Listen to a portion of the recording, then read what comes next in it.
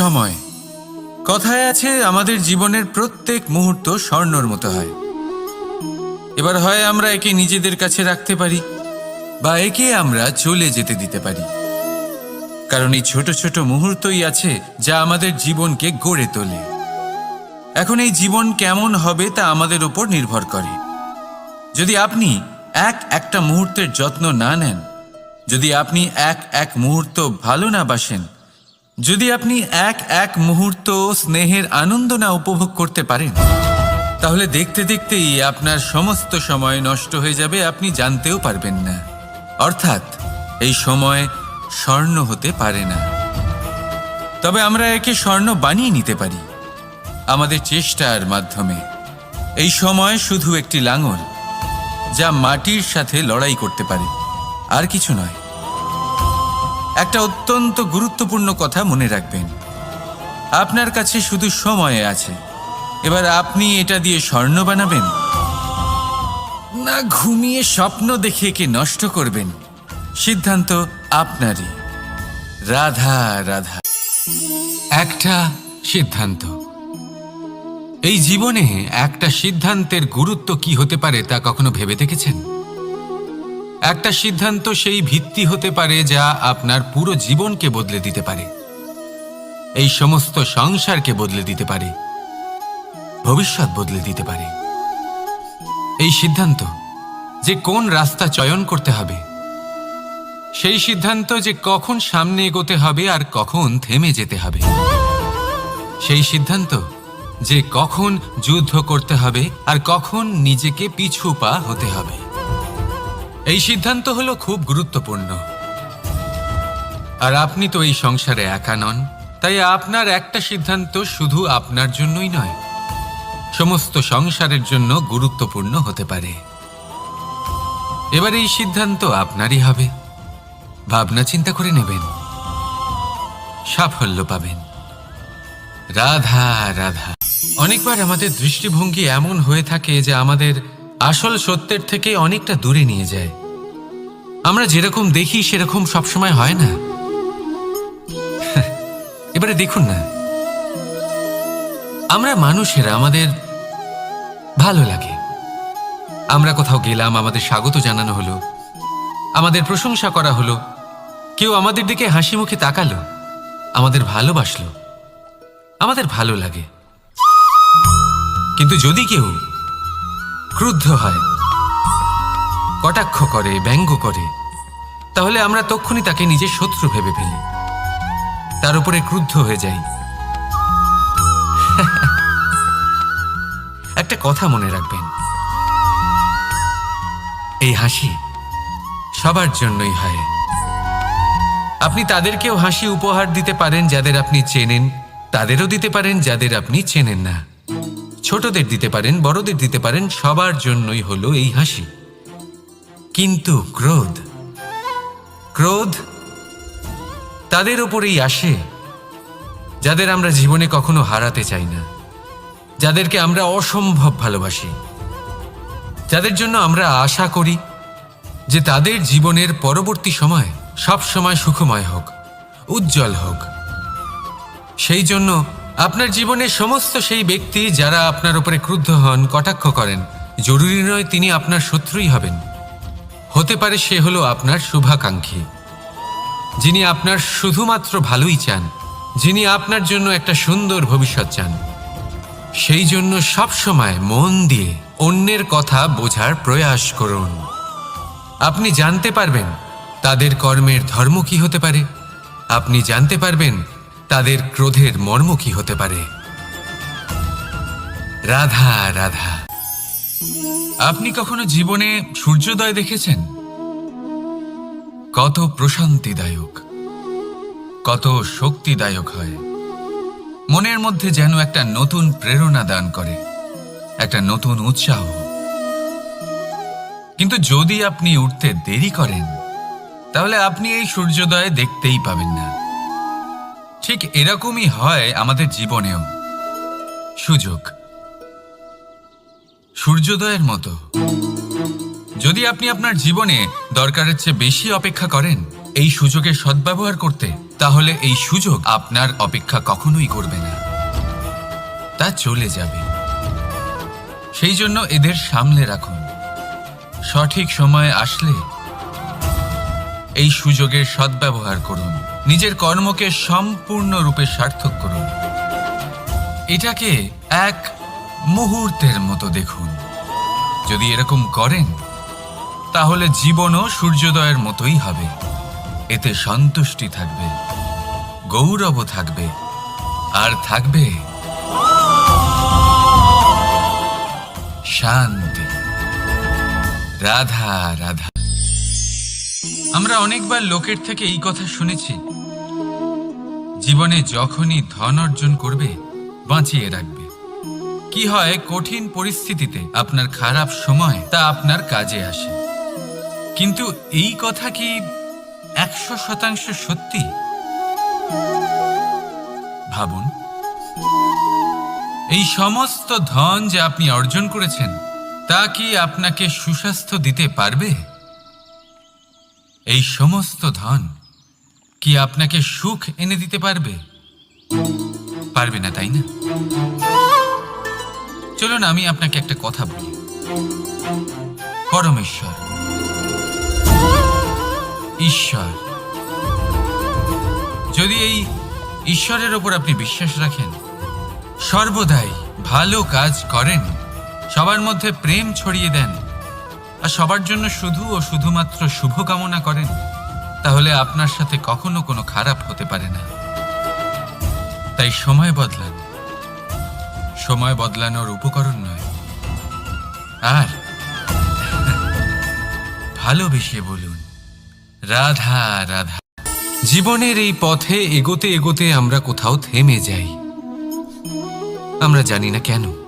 আমরা চেষ্টা করি যেন আমরা সামনে এগোতে পারি, কিন্তু এরকম হয় না। কি কারণ হতে পারে এর? আসুন আমি আপনাকে বোঝাই। মনে করুন আপনি কোনো রাস্তায় হাঁটছেন, আপনার পা মুচকে গেল, আপনি পায়ে আঘাত পেলেন। এখন এই আঘাত যদি আপনাকে পথ চলতে বাধা দেয়, তখন আপনি থেমে যান। যদি আপনার ভাবনা চিন্তা ক্ষুদ্র হয়, তাহলে আপনি জীবনে কখনোই এগোতে পারবেন না। ভেঙে যাওয়া কলম দিয়ে আপনি কখনো চিঠি লিখতে পারবেন না। ঠিক সেইভাবেই যদি আপনার মনে অন্যের জন্য হিংসা থাকে, তাহলে আপনি আপনার নিজের ভাগ্য লিখতেই পারবেন না। কাজের প্রতি আলস্য আপনাকে কখনো ধনী হতে দেবেই না, আর ধনের প্রতি লোভ তা আপনাকে কখনো মহান হতে দেবে না। ছোট একটা কথা, কিন্তু এ হলো অত্যন্ত গুরুত্বপূর্ণ। ভাবনা চিন্তা অবশ্যই করুন, আর বোঝার চেষ্টা করুন সেটা যা আপনি বুঝতে চান। হতে পারে আপনি এমন কোনো পথ খুঁজে পেলেন যার ফলে আপনি কোনো খারাপ পথে যেতে যেতে থেমে গেলেন, বা আপনি এমন কোনো অর্থ খুঁজে পেলেন যা আপনাকে মহান হবার পথে অগ্রসর করে দিল। রাধা রাধা। অহংকার এ হলো ছোট একটা শব্দ, কিন্তু এর প্রভাব অত্যন্ত বৃহৎ হয়ে থাকে। আর সব থেকে বড় সমস্যা হলো মানুষ আজ অবধি বুঝতেই পারেনি যে এই অহংকারের বাস্তব রূপ কিরকম। কেউ একে গর্বের নাম দেন, কেউ একে আত্মসম্মানের নাম দিয়ে থাকেন, এবং কোথাও একটা এমন সময় চলে আসে যখন সময় এই অহংকারকে ভেঙে খান খান করে দেয়। আর তখন না গর্ব আপনাকে বাঁচাতে পারে, না আপনার আত্মসম্মান। এখন যদি আপনাকে উদাহরণ দিই, তাহলে যেখানে আপনি বসে আছেন সেই ঘরেই ওপরে তাকান, সেই ছাদের দিকে। যদি এই ছাদ অহংকার করতে থাকে যে দেখো, আমি তো সব থেকে উঁচু জায়গায় আছি, আমার চেয়ে ওপরে আর কেউ নেই, আমি এই ঘরে থাকা সমস্ত ব্যক্তিকে ছায়া প্রদান করি, যদি এই অহংকার এসে যায় তাহলে কি? একবার ভেবে দেখুন, যদি পরের দিন তার উপর আরো একটা তলা বানিয়ে দেওয়া হয় তাহলে কি? এই ছাদ যার নিজের উঁচু হবার অহংকার ছিল, যে সব থেকে ওপরে ছিল, সে এবার পায়ের তলায় চলে এসছে। এটাই হয়ে থাকে। মনে কখনোই অহংকার পোষণ করবেন না। যদি মনের মধ্যে কিছু রাখতে চান, তাহলে প্রেমের ভাব রাখুন, স্নেহ রাখুন। এই অহংকারকে আপনি যা ইচ্ছে নাম দিন, গর্ব হোক, আত্মসম্মান হোক, এর দ্বারা আপনার কোনোভাবেই কোনো লাভ হবে না। তাহলে এই অহংকারকে ত্যাগ করুন আর আমার সাথে ভালোবেসে বলুন, রাধা রাধা। ভগবান। প্রত্যেক কঠিন পরিস্থিতিতে এই নামই আছে যা আমাদের উপায় দিয়ে থাকে। ব্যক্তি যান, ভগবানের পুজো করেন, আরাধনা করেন, ব্রত পালন করেন, মন্দিরে যান, পুজো পাঠ করেন, ভগবানকে জাগিয়ে তোলেন। আর তারপর শুরু হয় সমস্ত প্রশ্ন। হে ভগবান, আমার সাথে এরকম কেন হচ্ছে? কেন আমারই জীবনে এত দুঃখ আছে? আমি কিভাবে এর সম্মুখীন হব? আমাকে কেন এত কষ্ট ভোগ করতে হচ্ছে? হে ভগবান, আমি কি করব? আমাকে সাহায্য করুন, কোনো রাস্তা দেখান।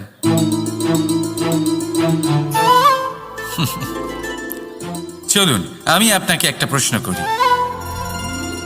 মন্দিরে যাওয়ার চেষ্টা করার আগে আপনি কি জীবনে ততটা চেষ্টা করেছেন যতটা সেই সমস্যাকে দূর করার জন্য দরকার ছিল? দ্বিতীয় প্রশ্ন, ভগবানকে জাগানোর পূর্বে আপনি কি নিজেকে জাগিয়ে তুলেছেন? আপনি কি আলস্য ত্যাগ করেছেন?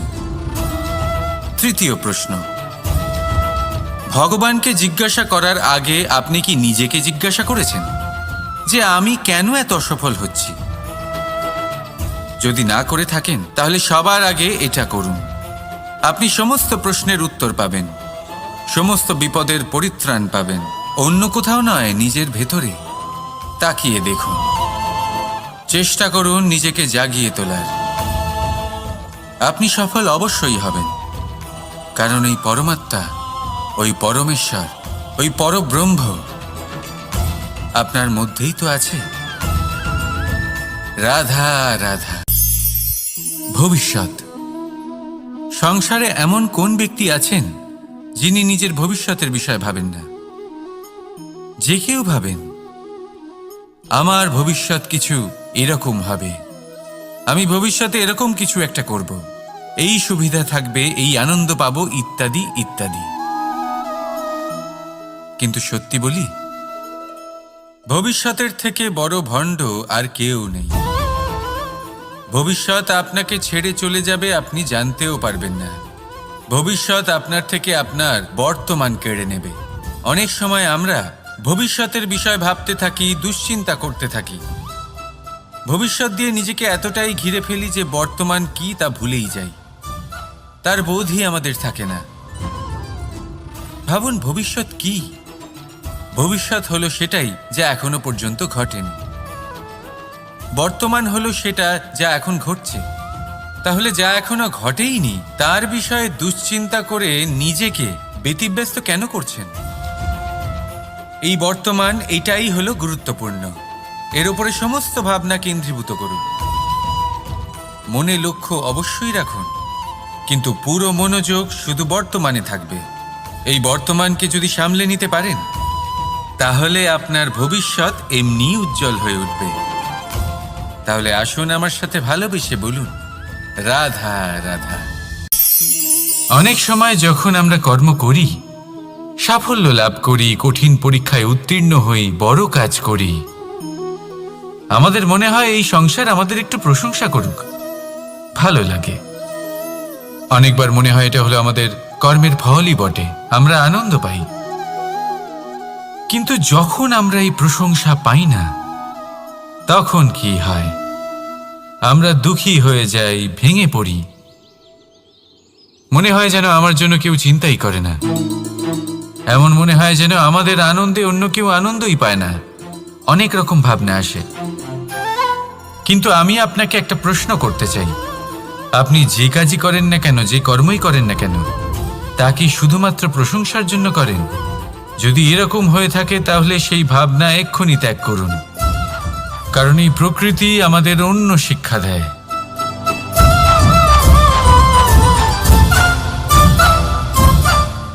এই ফুলকে দেখুন, এই যে ফুলের সুবাস, যা আমার মনকে উচ্ছ্বসিত করে তোলে, মনে শক্তির সঞ্চার করে, এই সুগন্ধ। কিন্তু ভেবে দেখুন, ফুলের কিন্তু এই কাজ করার জন্য কোনো প্রশংসারই প্রয়োজন হয় না। এটাই হলো প্রকৃতির শিক্ষা। যিনি সৎ হন, সৎকর্ম করেন, তার কোনো প্রশংসার প্রয়োজন হয় না, কারণ ওনার কর্মই হলো ওনার সুবাস। মনে রাখবেন, আতর নকল ফুলে দেওয়া হয়, প্রকৃত ফুলের তার কোনো প্রয়োজন হয় না। সেইভাবেই আপনিও কর্ম করতে থাকুন শুভ চিন্তা নিয়ে। এই মনকে সব সময় শান্ত রাখুন, স্বচ্ছ রাখুন। যদি এরকম করেন, তাহলে আপনার কর্ম এমন সুবাস ছড়াবে যে আপনার জীবনে শুধু এবং শুধুমাত্র আনন্দই থাকবে। তাহলে এই আনন্দ সহকারে বলুন, রাধা রাধা। অনেক সময় মানুষ অতীতকে দেখেন আর তখন অহংবোধে পরিপূর্ণ হয়ে ওঠেন। কখনো বর্তমানের দিকে তাকান, ভবিষ্যতের দিকে তাকান আর পরিতৃপ্তিতে ভরে ওঠেন। কেন বুঝতে পারেন না একটা সহজ কথা? এই যে সৃষ্টি, এই সৃষ্টি হলো একটা বড় চক্র, যা বারংবার আপনার কাছে ফিরে আসবেই। কঠিন থেকে কঠিনতর পরীক্ষায় আপনাকে নিযুক্ত করবে, যাতে আপনাকে উত্তীর্ণ হতেই হবে।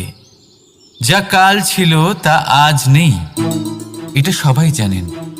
যা আজ আছে তা হয়তো কাল থাকবে না, এটাও আপনাকে মেনে নিতে হবে, তাও আবার হাসি মুখে। শান্ত থাকতে শিখুন আর কখনোই মনের মধ্যে অহংকার উৎপন্ন হতে দেবেন না। হতে শিখুন সেই হিমবাহের মতো।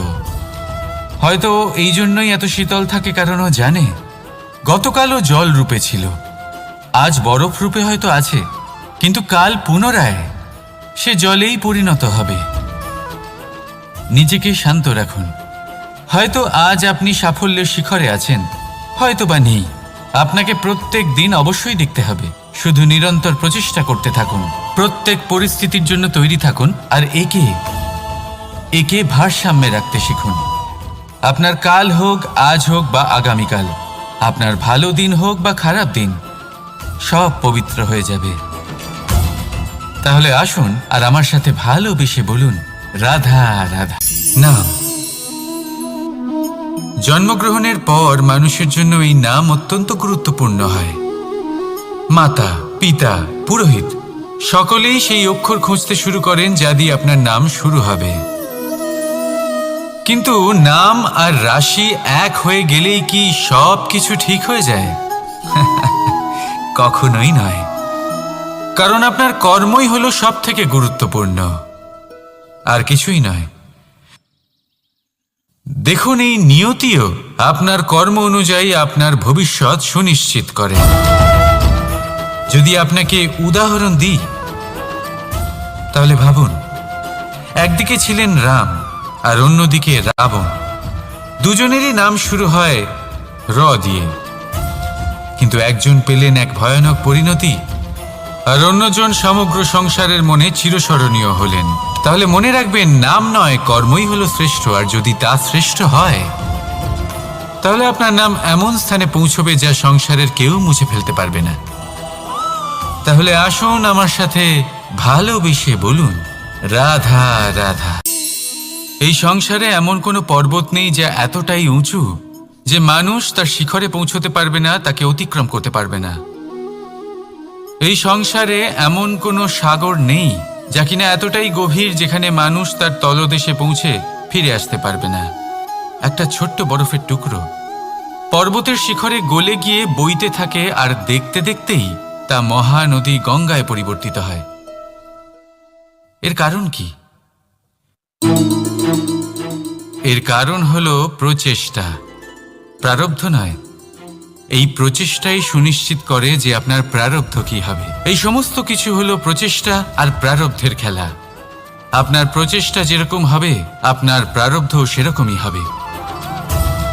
আর আপনার প্রচেষ্টা যদি উচ্চ মানের হয়, তাহলে প্রারব্ধকে আপনার সামনে নত হতেই হবে। কি বলেন? তাহলে আসুন আমার সাথে ভালোবেসে বলুন রাধা রাধা। সংসার